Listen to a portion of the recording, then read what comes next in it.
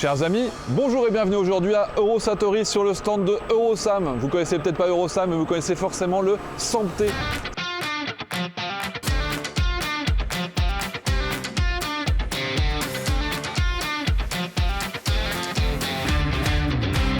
Eurosam à la base, c'est un consortium franco-italien avec le best-of de ce qu'on fait dans les deux pays. Vous prenez les radars Thales, vous prenez les missiles MBDA, vous faites un petit mélange de tout ça, ça permet d'avoir une couverture qui est aujourd'hui la plus efficace du monde, même s'ils n'ont pas réussi parfois à le vendre. Par exemple, la Suisse officiellement a dit que le SAMP-T était meilleur que le Patriot et ils ont quand même choisi le Patriot. Il y a une petite ressemblance avec le Rafale et le F-35, mais je vous en dirai pas plus. On va faire le tour de ce qu'il y a autour de nous parce qu'en plus il y a une nouvelle version qui est en train d'arriver. Je vous ai dit que c'était franco-italien. D'abord, je vous ai parlé du radar Thales, mais également la possibilité d'avoir des radars Leonardo. Donc je vais quand même me concentrer sur le matériel français parce que c'est plus simple et que je le connais mieux. Mais globalement, sachez qu'il y a quand même des équivalents italiens à chaque fois. Alors je vous explique le concept. En réalité, on parle souvent de défense aérienne, on imagine qu'il y a uniquement des missiles, mais vous allez cumuler plusieurs modules. D'abord, vous avez évidemment des radars. Vous avez ensuite des postes de commandement, ça va ensemble, ce qu'on appelle souvent le C2, et vous avez les différents types de lanceurs. Donc là par exemple c'est pour lancer les missiles CAMER pour les Italiens ou le MICA pour les Français. Et de l'autre côté, vous avez l'Aster 30. Et vous avez comme ça jusqu'à 6 lanceurs qui peuvent être coordonnés, sachant qu'évidemment c'est connecté en liaison safe, vous avez la possibilité de connecter différents radars et de donner des ordres également à d'autres systèmes qui vont être plus loin, qui ne sont pas directement liés pour désigner une cible par exemple. D'abord, la base, c'est ce missile longue portée qui s'appelle le Aster 30. C'est un missile qui va porter à plus de 100 km de portée avec une capacité d'interception sur à peu près tout ce qui va passer, c'est-à-dire des missiles balistiques, des missiles de croisière, des hélicoptères, des hélicos, des avions de chasse, tout ce que vous voulez, un peu plus que 100 km d'après certaines sources. Et ce qu'on a découvert avec la guerre en Ukraine, en tout cas c'est les Ukrainiens qui le disent, c'est qu'il a aussi été capable d'intercepter les missiles aérobalistiques Kinzhal, qui sont donc les missiles soi-disant ininterceptables russes, parce que normalement dans l'hypersonique, vous allez tellement vite que dès que vous faites une petite variation de trajectoire, c'est censé être non interceptable, sauf qu'en réalité, leurs missiles ne bougent pas autant que prévu et donc ils arrivent à les avoir. Et ça, c'est les Ukrainiens qui le disent, on ne sait pas exactement où est-ce qu'il est déployé en Ukraine, mais il a eu un retour qui était très positif dans ce domaine. En complément de cette couche supérieure, vous avez une protection rapprochée qui va aller de 0 à 20 km, qui était avec le MICA VL. Vous connaissez le missile MICA qu'on retrouve dans l'armée de l'air en protection rapprochée pour les avions. Il y a une version au sol qui est lancée, simplement c'est un éjecteur et cet éjecteur derrière permet de gagner de la vitesse qu'on a normalement en partant depuis un avion de chasse qui va à 800 km/h et donc ça permet d'avoir une protection rapprochée. Derrière, un petit focus sur le radar. La grande nouveauté avec ce radar GF300, c'est que désormais on a une portée qui a 400 km de portée. Il y a plusieurs évolutions, notamment en capacité d'interception et de détection des missiles balistiques. Vous savez, ces missiles balistiques, ce n'est pas ceux qui vont être en basse couche et qui vont par exemple être comme le missile de croisière, c'est des missiles qui vont pouvoir monter parfois jusqu'à plus de 1000 km d'altitude et qui vont comme ça avoir des milliers et des milliers de kilomètres de portée. Même l'Iran en possède aujourd'hui. Donc c'est vraiment très important d'être capable de les détecter très haut pour pouvoir les intercepter très longtemps à l'avance. Ce qui est intéressant et ce qui est, je ne vais pas dire que c'est facile, mais l'intérêt pour un intercepteur, c'est que le missile balistique, il a une trajectoire qui est relativement prévisible parce qu'en gros, ça va être quasiment une symétrie.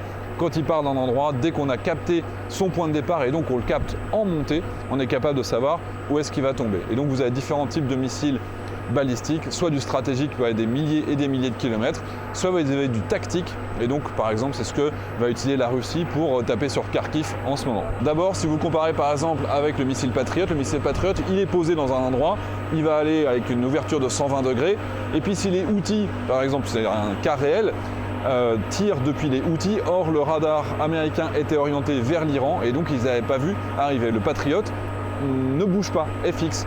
Tandis que les radars qui sont proposés par Eurosam, que ce soit l'italien ou le français, le GF300, ils vont tourner en permanence à 360.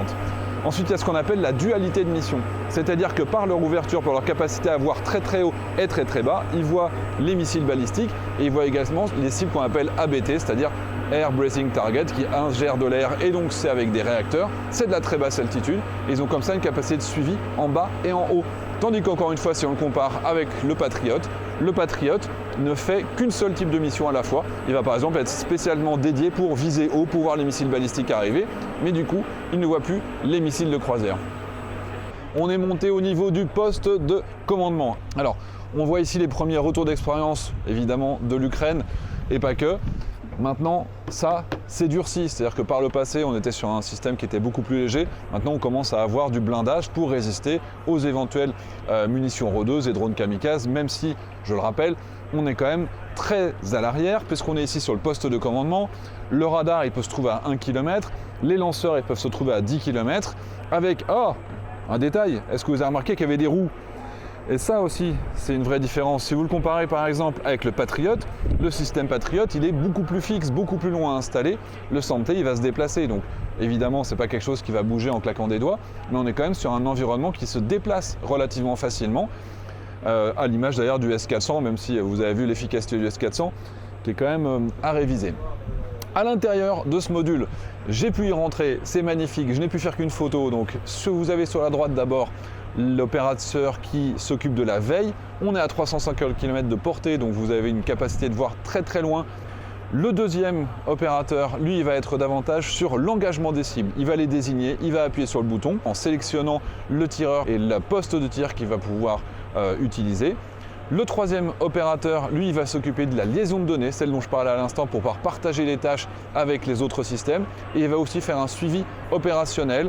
Quels sont les porteurs, la quantité de missiles qui sont encore disponibles dans chacun des lanceurs, est-ce qu'ils ont encore de l'essence, est-ce qu'il y a éventuellement des soucis sur certains d'entre eux, donc il va pouvoir suivre tout ça. Et le quatrième, lui, il va préparer la mission du lendemain, il va faire de l'entraînement, il va faire de la simulation. Ça, là-dedans, il y a vraiment des retours d'expérience réels du terrain, parce que c'est des systèmes qui sont utilisés maintenant depuis une dizaine d'années en Italie et en France.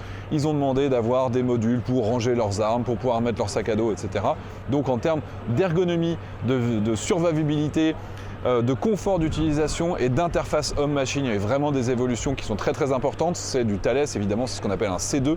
Et là, vous avez des choses qui sont beaucoup plus intuitives, beaucoup plus faciles à utiliser et on gagne des mois et des mois à l'entraînement. Cette collaboration sol-avion de chasse qui est capable d'assurer la défense aérienne. Si on n'a pas de lanceur dans un endroit, on va envoyer notre Mirage 2000 à 2000 km/h qui va se dépêcher d'aller dans un environnement où on a détecté qu'il y avait des missiles ou des drones kamikazes qui sont en train d'arriver. Il va aller très vite sur la zone, il va être capable de les tirer. Donc ce travail de système, de collaboration, c'est vraiment absolument fondamental. C'est de la liaison de données tactiques, la liaison 16, dans lequel vous avez un partage de situations tactiques. Et ça ne s'arrête pas au module du sol, encore une fois, des avions de guerre aériens avancés. On peut mettre une frégate, on peut se mettre ici pour protéger un port. La frégate va aller à je ne sais pas combien de dizaines de kilomètres. On va partager également le radar de la frégate, va être intégré ici à l'intérieur dans le module. Et on va demander à un Rafale lancé par le porte-avions d'aller intercepter un missile avant qu'il arrive. Voilà. Vous avez l'image complète de comment ça fonctionne. On est champion du monde. Et puis on est, a priori, il y en a un deuxième. Les Italiens vont en offrir un deuxième à l'Ukraine. Donc on se doute que ça va permettre de continuer à sauver des vies. Allez, on va finir avec un petit drapeau franco-italien. Bientôt, moi je veux le drapeau ukrainien là-dessus. Parce qu'eux aussi, ils nous remercient. J'espère que ça vous a plu et je vous dis à très bientôt sur la chaîne.